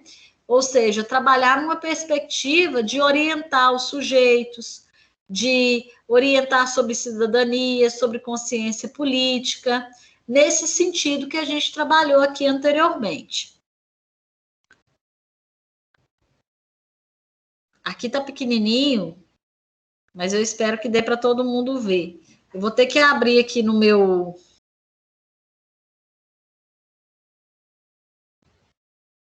O problema é que tampou aqui para mim, mas eu vou tentar... Uma das partes aqui ficou tampada para mim, para eu ler, mas eu vou tentar aqui falar assim mesmo, não tem problema. Então, a escola pública, né, e mesmo a escola particular, não só a pública, viu, pessoal, que é espaço de trabalho para a gente, porque as escolas particulares também requisitam a intervenção profissional nossa, né, do serviço social, na esfera do ensino fundamental, se vê atravessada por uma série de fenômenos, né, que mesmo não sendo novos ou estranhos ao universo da educação escolarizada, hoje se manifestam de forma muito mais intensa e complexa. E aí a gente tem alguns exemplos de quais seriam esses fenômenos, né? Então, o primeiro exemplo que a gente tem é com relação à juventude e seus processos de afirmação e reconhecimento enquanto categoria social, exacerbadamente mediada pelo consumo. Isso é muito grave, é muito sério. A gente tem hoje uma gama, né, uma série de jovens levados e dominados pelo consumo. E isso faz com que a gente tenha uma série de consequências no mundo escolar, que vão desde a violência até o preconceito, né? Que também é uma forma de violência. Mas essa questão do consumo traz rebatimentos previsíveis para dentro da escola, né? E aí a gente tem aí preconceito para lidar, bullying, violência, né? Muitas vezes questões relacionadas até a criminalidade, né? Então, essas questões são questões que uma puxa uma a outra. Parece que não, mas o que tem? O consumo interliga questões bem particulares e complexas, né? Então, isso é uma das questões que nós, enquanto assistentes sociais, estamos sendo chamados a lidar enquanto profissionais diretamente com essas questões. Uma outra questão colocada aí é a ampliação das modalidades e a precoce utilização das drogas, né? A droga, a questão da dependência química é uma forte expressão da questão social, principalmente nas escolas, né? E aí a gente não pode falar só escola pública, não, a escola particular também, né? Muitas vezes isso é obscurecido pelas mídias sociais, porque são escolas particulares, né? Isso é camuflado pelos pais, porque tem dinheiro, mas isso é algo presente com grande força nas escolas particulares, né? E o que gera outras complexidades também, como o narcotráfico, como a violência, né? Como a criminalidade, né? E que nós somos chamados a lidar também com essas expressões aí da questão social. A invasão da cultura e da força do narcotráfico, né? Isso é algo muito sério e grave nas escolas, né? Inclusive dentro das escolas, né? A questão do tráfico dentro das escolas, seja escola pública ou privada, né? Isso é algo que tem crescido e deixado os professores cada vez mais receosos e cada vez mais preocupados e solicitado apoio de profissionais, porque eles ficam limitados a lidar com essas questões, né? Então, pedido apoio de conselhos tutelares, da vara da infância, de outros profissionais para lidar com essas questões, né? A pulverização das estratégias de sobrevivência das famílias nos programas sociais, e isso é o que nós, assistentes sociais, lidamos diariamente, né? As famílias cada vez mais dependentes e ora com a única renda para sobreviver, renda de programas sociais, né? E muitas vezes a criança ou o adolescente indo para a escola, né? Com a única refeição do dia, a refeição que é prestada pela escola, né? A gente já ouviu muito isso, a gente vê muito isso, né? Porque a precariedade de renda dessas famílias é altíssima, né? O índice de precariedade é altíssimo, a vulnerabilidade social de renda é gravíssima, né? E faz com que essas famílias cada vez mais fiquem à mercê desses programas sociais de transferência de renda, programa esses paliativos, e que a gente lida diariamente com esses programas, né? A perda do atrativo social da escola com a possibilidade de ascensão social e econômica, ou seja, o que faz com que muitos dos nossos jovens, crianças, adolescentes, deixem a escola para o trabalho infantil, para o trabalho, né? Faz com que as crianças e adolescentes deixem de estudar para passar a trabalhar, né? Então, a necessidade é tamanha e a atração da escola é tão mínima, né? A escola, o atrativo social da escola é tão pequeno, é tão irrisório, que faz com que a criança, com que o adolescente egresse no trabalho infantil, egresse no trabalho juvenil e largue a escola, abandone a escola, e aí a gente tem um índice de evasão escolar altíssimo, gravíssimo, e isso é uma das questões também que requer o assistente social dentro do universo escolar, ali para lidar com essa temática, para lidar com essa expressão da questão social, né? A questão da profissionalização da assistência no campo educacional, com a expansão do... Aqui está tampando para mim, gente. Se alguém puder ler aí para mim. A negociação da profissionalização da assistência no campo educacional, com a expansão do voluntariado. Isso é uma questão séria também. Por quê?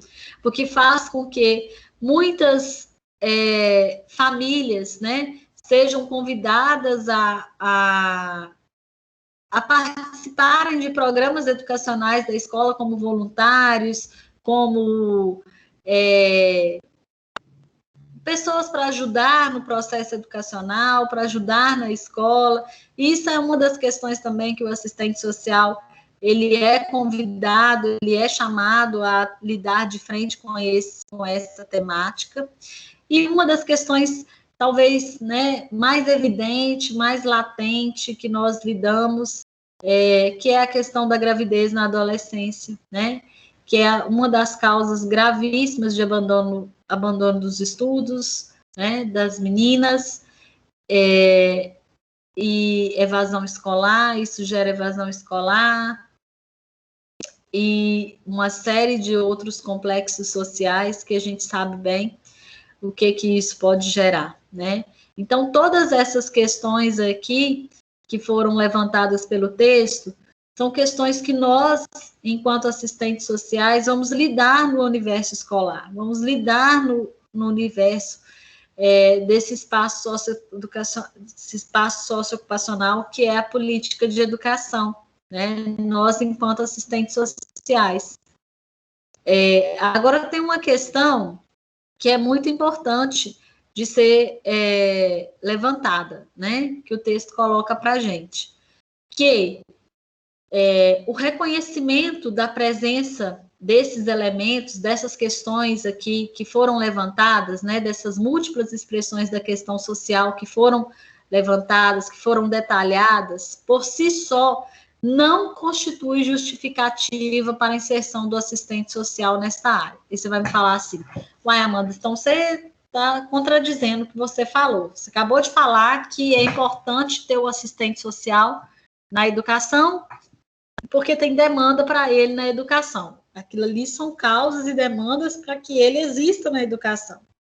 Sim, mas aquilo ali, por si só, não pode resumir na existência do assistente social na educação, né? A inserção do assistente social na educação deve expressar uma das estratégias de enfrentamento desta realidade, na medida em que represente uma lógica mais ampla de organização do trabalho coletivo na esfera da política educacional, seja no interior das suas unidades educacionais, das suas unidades gerenciais, ou em articulação com outras políticas setoriais. O que isso está querendo dizer? Que a inserção do assistente social frente a essas expressões que nós apresentamos aqui agora há pouco, né, é importante, mas ela não pode ser a única, né? Ela não pode constituir a única alternativa e a única justificativa para a inserção do assistente social lá. Por quê? Porque senão o assistente social será sobrecarregado e ele não pode ser o único profissional a lidar com essas inúmeras questões, né? Ele tem que ser um dos profissionais que vai lidar com isso. Há que se pensar outras estratégias também, que não seja apenas a inserção do assistente social lá. Senão vai colocar o assistente social dentro da escola e vai falar assim, agora os problemas estão resolvidos. Chegou o assistente social, porque quando a gente chega, o problema parece que foi resolvido, né? Igual quando a gente chega numa cidade pequena, fala assim, resolve, manda lá para assistente social, vai lá no assistente social, ou na cidade pequena, ou em qualquer outro espaço, ou qualquer outro serviço, tudo é assistente social, como se a gente tivesse uma vara mágica de condão que saísse a magia atrás de nossa mesa e a gente conseguisse resolver todos os problemas do mundo, do universo. E não é por aí. Então, quando o texto coloca essa questão, ele está querendo dizer que é importante a presença do assistente social frente à problemática? É importante, mas não pode ser a única justificativa colocar o assistente social lá, ter todos esses problemas e colocar o assistente social lá, porque senão vai se dar por acabada a presença do assistente social lá. E não pode, tem que se pensar mais políticas públicas para resolver a problemática, tem que se pensar mais profissionais para atuar junto com os assistentes sociais, tem que se pensar uma rede de apoio interligada para apoiar aquela família, aquela criança, aquele adolescente, aquela adolescente, né? Então, há um complexo que envolve toda essa problemática e que não pode se resumir apenas na inserção do assistente social naquela escola, porque senão vai ser ele o único salvador da pátria ali, e isso nós não podemos abraçar, e isso nós não podemos aceitar, né? Porque senão, o que vai ser da gente? O que vai ser do assistente social? Depois nós vamos levar a fama de profissionais que não fazem nada, de profissional que não resolve problema, de profissional que só fica atrás da mesa, e não é por aí, né? Então, a gente tem que pensar que nós somos, de fato, profissionais que podemos lidar com a questão social, porque, de fato, ela é matéria-prima de trabalho nossa, né? Mas a gente precisa de suporte para lidar com essas questões. E esse suporte, ele é macro, ele não é micro, não. Não é me dar uma mesa, um computador e uma sala que vai resolver o problema, não. Não é por aí. As questões precisam ser pensadas diante da problemática que elas são apresentadas. Então, por isso que o texto coloca, caso contrário, estará implícito nas defesas desta inserção a presunção, olha só, de que tais problemas seriam exclusivos de atuação de um determinado profissional. E nós não podemos ter essa presunção de achar que nós somos o profissional que vamos dar conta de resolver todo esse problema. Toda essa problemática fica nas nossas costas. Nós não vamos ter essa presunção e essa arrogância jamais de falar isso e de entender e encarar um problema desse, né? Quando, na verdade, o seu efetivo enfrentamento requer não só a atuação dos assistentes sociais, mas de um conjunto mais amplo de profissionais especializados. Ou seja, não é só o assistente social, é uma equipe que está envolvida com ele. Então, não é problema do assistente social, é do professor, é do pedagogo, é do diretor, é do psicólogo, é toda de uma equipe que precisa se engajar frente à problemática junto com ele, né?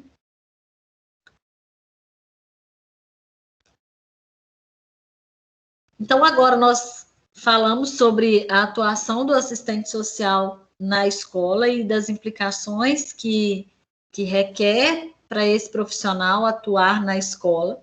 E agora nós vamos falar um pouquinho sobre a política de educação e os reflexos capitalistas nessa política de educação, embora a gente já tenha falado, né, porque a discussão toda de educação, da política de educação, embarca essa problemática capitalista, nós vamos falar um pouquinho mais sobre esses reflexos capitalistas na política de educação. Então, pensar as particularidades da política educacional na atualidade requer também situar sua dinâmica e sua extensa e complexa capilaridade institucional em relação às transformações em curso tanto no mundo do trabalho quanto no mundo da cultura.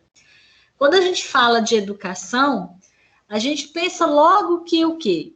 Que educação, a gente precisa ser educado para que a gente receba boa escolaridade, para que a gente tenha um bom emprego. Geralmente não é assim? A gente sempre liga a educação com profissionalização com o mercado de trabalho. Geralmente é assim a nossa atrelação, né? A gente se capacita para a gente poder trabalhar, para a gente poder produzir. Então, automaticamente, essa relação está ligada ao mundo do trabalho. Então, a educação é uma discussão que perpassa, né? Que perpassa a discussão de educação, perpassa ao mundo do trabalho. É algo cultural que nos envolve. Quando a gente fala de educação, a gente se remete, a gente é condicionado automaticamente a pensar nas questões do trabalho, né? Então, a relação entre organização da educação escolarizada e o mundo do trabalho não se dá de forma imediata e mecânica. Assim, apreender as mediações que a determina é fundamental para situar os projetos e práticas sociais que atravessam e compõem o universo educacional. Embora a gente pense, essa articulação para o sistema capitalista não se dá de um modo tão prático e objetivo, não. Ele é algo que é um processo a ser realizado. Por exemplo, nós, quando a gente, né, vocês aqui, eu fui preparada para ser assistente social. Vocês estão sendo preparados para serem assistentes sociais. Eu tive que fazer o ensino fundamental, eu tive que fazer o ensino médio, depois eu tive que fazer um curso superior, né? Tive que passar por pós-graduação para chegar até aqui para dar aula. A mesma coisa vocês tiveram que fazer ensino fundamental, ensino médio, agora estão fazendo a graduação para serem bacharel em serviço social. Então, é um processo, né? E esse processo eu resumi aqui, mas existe um sujeito nessa vida aí, que passou por um processo também ideológico, né? Foi fomentado isso em vocês, vocês foram transformados ao longo desse processo, não foi algo assim da noite para o dia, né? Então, essa transformação, essas modificações tem dedo capitalista aí, tanto em mim quanto em vocês. Esses processos, para que a gente pense assim, eu preciso um dia trabalhar e ganhar mais, então eu preciso me capacitar. Então, isso é um processo. E isso é um processo que a sociedade capitalista coloca na gente. Se eu não vivesse nessa sociedade, eu não pensaria dessa forma. Eu penso dessa forma porque a sociedade capitalista me fez pensar assim. Porque ela faz com que os sujeitos pensem assim. Por que as pessoas querem ganhar mais?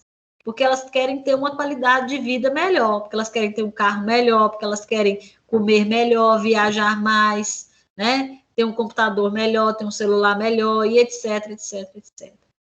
Por que elas pensam assim? Porque elas vivem numa sociedade que as condiciona a pensar assim. E por que nós pensamos assim? Tudo em função dessa sociedade. E por que nós formamos para conseguir um emprego? Porque foi imbuído em nós, enquanto sociedade capitalista, esse processo de pensar dessa forma, né?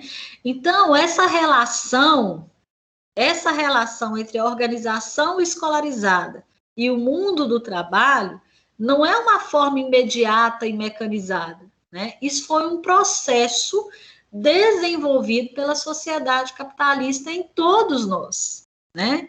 Em todos nós somos condicionados a esse processo, né? E nós somos levados e condicionados a pensar dessa forma até culturalmente, isso virou algo cultural, né? Você perguntar hoje para um menino de 16, 17 anos, aquele que passou por um processo educacional, vai falar para você que ele quer ser médico, que ele quer ser advogado, que ele quer ser assistente social, que ele quer ser enfermeiro, que ele quer ser isso, que ele quer ser aquilo, enfim, que ele quer uma profissão, né? Ou mesmo que não precise de curso superior, enfim, ele vai dar um exemplo para você. Mas ele vai falar alguma profissão. Por quê? Porque ele passou por um processo de uma sociedade capitalista que fala que para ele ser alguém, ele precisa ter uma profissão. Então, isso é um processo que nós passamos, né? É um processo que nós somos condicionados e levados por meio dessa sociedade. Isso é um reflexo capitalista desse processo educacional que a gente sofre. Então, a família, as instituições religiosas, os movimentos associativos, entre outros, ao lado da escola, contribuem para a constituição do amplo e diversificado campo educacional. Então, a gente é educado não só dentro da escola, como eu já falei aqui anteriormente, né? Na igreja nós somos educados, na família é o primeiro espaço educacional que a gente tem, né? Nas igrejas, nos movimentos sociais, quem faz parte de movimento social aí sabe, nas comunidades, nos grupos de bairro, né? Nós somos educados nesses espaços, nós temos uma gama diversificada de espaços onde nós somos chamados a sofrer um processo educacional. Muito embora muitas dessas instituições tenham sofrido profundas transformações em suas funções educativas. E aí eu pergunto a vocês acham que elas sofreram transformações educativas por conta de quê? Por conta de quê? Aí vem a resposta. Particularmente a partir das necessidades de expansão do próprio capital. O próprio capital modificou as formas de educação dessas instituições, né? Não desapareceram ou perderam de todo algumas de suas feições centrais, mas elas se modificaram. A família, ela modificou a forma de educar os sujeitos, né? Por mais que a gente tenha famílias conservadoras, por mais que a gente tenha modelos e instituições de famílias monoparentais, a gente teve outros avanços nas formas de constituição de família. E isso tem influência do próprio capitalismo.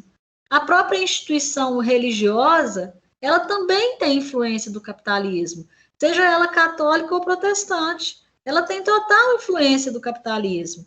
A forma das pregações, e aí parece que eu estou falando uma loucura, né? Mas não é, gente. Tem influência.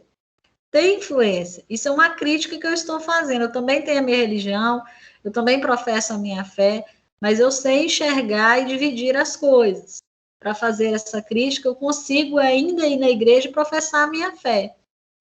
Então, mas tem influência do capitalismo na forma de educar as pessoas, né?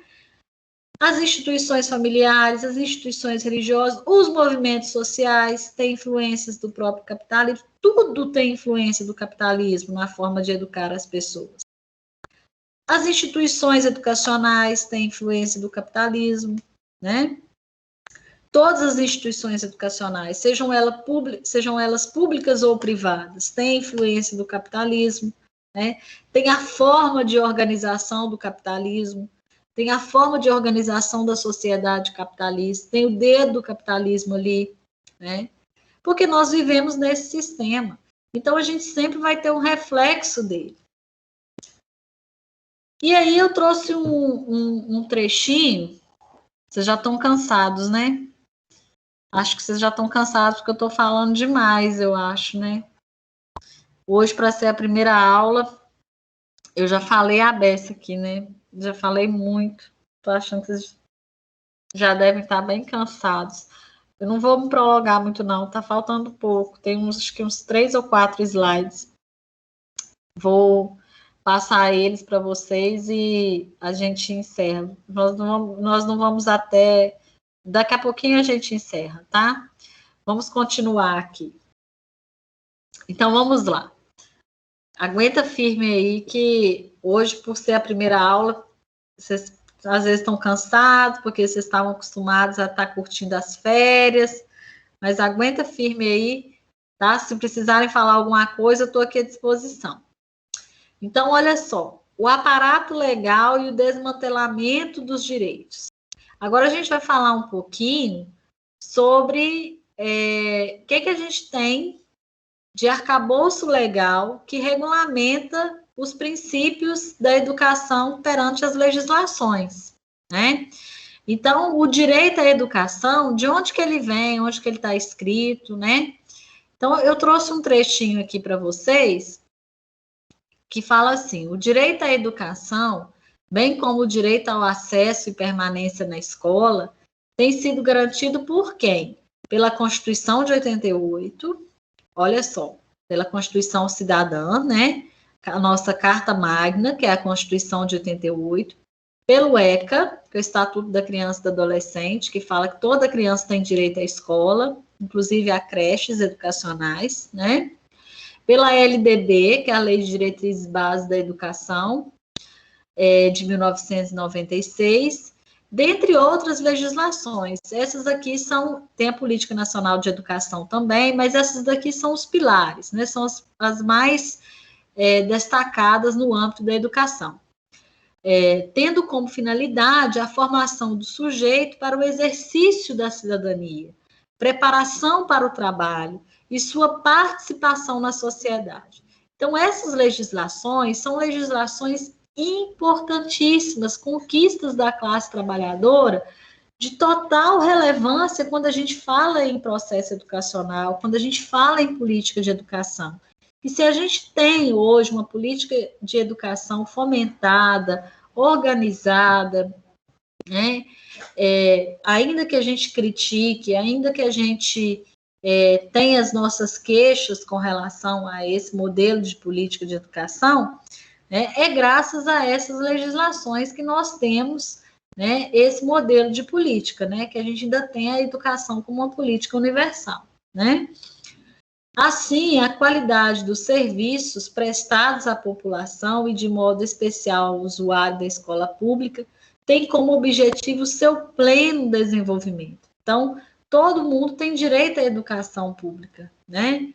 Então, as crianças, elas têm direito à educação pública, têm direito a sentar no banco da escola, né? E tem os conselhos de direito que lutam por isso, quando esse direito é negado, quando esse direito é, de fato, ali violado diante de determinada circunstância, o Conselho Tutelar entra em ação, o Conselho Municipal de Direitos da Criança e do Adolescente entra em ação, a Vara da Infância e Juventude entra em ação. Então, há uma série de sistemas de garantia de direitos, né, que entra em ação caso aquele direito seja violado, né? Nós estudamos por quê? Porque existe uma legislação que fala que nós temos direito à escola, que nós temos direito ao processo educacional. Em contrapartida, né, embora a gente tenha tido na Constituição de 88 a conquista pelo direito educacional, nos anos 90, como a gente sabe, né, nós teremos, nos anos 80, nós temos uma caminhada longa na conquista de direitos, né, com a Constituição de 88, depois, nos anos 90, vem aí a LOAS, vem aí o Estatuto da Criança e do Adolescente, vem aí algumas legislações que são conquistas nossas enquanto classe trabalhadora. Mas os anos 90 são anos árduos para o povo brasileiro, porque é o ano em que a gente vai ter, né, a ascensão do neoliberalismo no Brasil, como você sabe.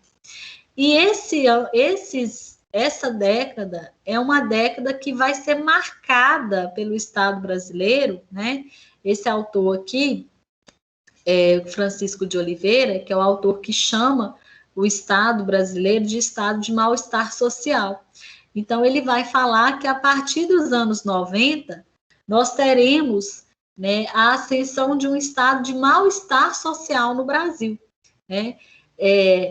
indo totalmente na contramão daquilo que a gente tinha conquistado nos anos 80, né?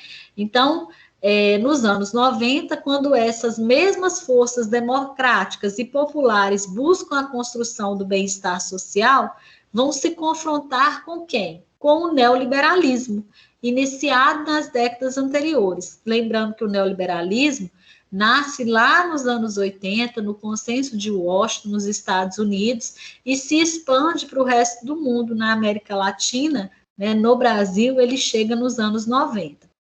Com o fortalecimento do neoliberalismo, influenciando decisivamente novas formas que assumem a economia capitalista, não chegamos a avançar na construção do bem-estar, fundamentado na construção dos direitos. Ao contrário, conforme o Francisco de Oliveira fala, nós atingimos o quê? Um estado de mal-estar social. E esse estado de mal-estar social, coisa que no Brasil nós nunca tivemos um estado de bem-estar social, e nos anos 90 a gente atinge o estado de mal-estar social. Isso para a gente é algo desastroso, né? Porque nós tínhamos acabado de conquistar uma cidadania, né, com a Constituição de 88, né, acabado de conquistar uma Constituição democrática, uma Constituição de anos de luta, né, depois da Constituinte de 86, e aí a gente tem a derrocada dessa luta de frente com esse Estado neoliberal, esse Estado que assola direitos, que traz na sua cerne aí um Estado mínimo, políticas paliativas, políticas compensatórias, que vai, né, desvelar todo esse Estado que a gente tem hoje, né? Nós vivemos um Estado neoliberal, nós vivemos essas políticas neoliberais ainda hoje, e são políticas que a gente sabe bem o desastre, o resultado que são para a vida das famílias que nós atendemos. Estou acabando, eu trouxe só um pensamento para a gente encerrar a nossa aula de hoje. Então, nós estudamos aqui hoje, né? Nós falamos aqui hoje sobre a educação formal, falamos sobre a educação emancipadora, falamos sobre a educação emancipadora como educação política, né? Falamos sobre a educação e os reflexos do capitalismo na educação, falamos do assistente social, do trabalho do assistente social na política de educação, e, por fim, nós falamos do aparato legal na política de educação. Para encerrar, eu trouxe um pensamento, né, do Paulo Freire, que é o patrono da educação, né, que é o patrono da educação brasileira, que, embora taxado aí de escorraçado por alguns na mídia social, eu continuo sendo uma apaixonada por Paulo Freire e por toda a sua obra, e acredito ser de grande valia para todos nós, defensores da educação. Trouxe um pensamento dele que eu acho belíssimo, e acredito ser importante para a gente encerrar a nossa aula de hoje. Não existe tal coisa como um processo de educação neutra. Educação ou funciona como um instrumento que é usado para facilitar a integração das gerações na lógica do atual sistema e trazer conformidade com ele, ou ela se torna a prática da liberdade, o meio pela qual os homens e mulheres lidam de forma crítica com a realidade e descobrem como participar na transformação do seu mundo. Eu acho isso isso me toca profundamente como assistente social e como professora. Eu divido isso com vocês, como uma pessoa que trabalha com o conhecimento. Eu prezo todos os dias quando eu monto uma aula para que eu, de alguma forma, toque alguém com o que eu vou falar, sabe? Eu espero muito que eu alcance isso algum dia, todos os dias, sabe? Quando eu estou montando a minha aula. Porque eu penso que esse é o caminho, que a gente consiga ter esse alcance com o outro. Todos nós que somos educadores, porque eu acredito que todos nós somos educadores políticos, né? Nós do serviço social. Nós somos educadores políticos. E nunca somos neutros. No serviço social não existe neutralidade, né? Se você é neutro, você está do lado do opressor. Então, nós não somos neutros, nós rompemos com a neutralidade há muito tempo, né? Nós rompemos com a neutralidade no Código de 86, e eu tenho muito orgulho de falar que eu não tenho uma profissão neutra, que eu tenho uma profissão que se posiciona, e se posiciona a favor da justiça social. E essa justiça social que eu acredito que só vem pelo viés da educação, só vem pelo viés de um caminho que é brilhante, um caminho que eu defendo, que eu compartilho, e que eu acredito e muito, né? Que eu acredito e que eu acredito que é a melhor arma que a gente tem, que é a melhor arma, né? E que ela salva, que a educação salva, que a educação transforma vidas, que a educação faz pessoas renascerem, que a educação faz com que o outro se reconheça, se auto-reconheça, que o outro se autopromova, né? E nesse processo, nós crescemos, nós nos promovemos socialmente. Quando eu estou montando uma aula, quando eu estou lendo um texto, eu cresço enquanto ser humano, eu cresço enquanto ser social. E eu acredito que essa é a grande maravilha da educação. É a gente crescer e fazer o outro crescer. É a gente crescer e possibilitar o crescimento do outro. E eu espero muito que nesse semestre a gente possa ter essa troca de crescer juntos e possibilitar o crescimento do outro, fazer com que o outro cresça também, tá? Então eu fico por aqui com a minha aula e vou abrir agora a palavra para vocês, para quem quiser colocar alguma questão, tá? Eu estou à disposição para quem quiser acrescentar, quem quiser fazer alguma pergunta, eu estou à inteira disposição de vocês, tá bom? Boa noite,